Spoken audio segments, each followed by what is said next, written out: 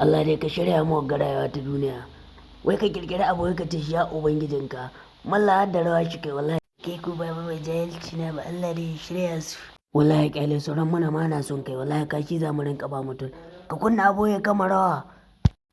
Malami da ɗalibi wannan daban ne dan na ja suke ta yanzu ne munafiki kasa za mu kai shi mu danne rigidi rigidi rigidi rigidi kiri kiri gaba kuwa sun san tiri tiri kar ka taba akwai hadari kafin ka furta ka ringa nazari ka gani mu mun sani.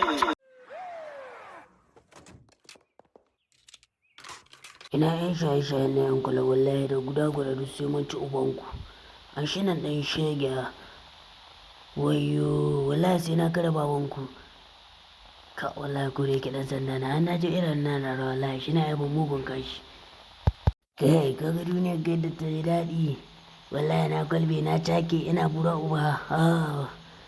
Kai ma an shi nan gata ka ɗan shege mummuna mai kama da jakkai.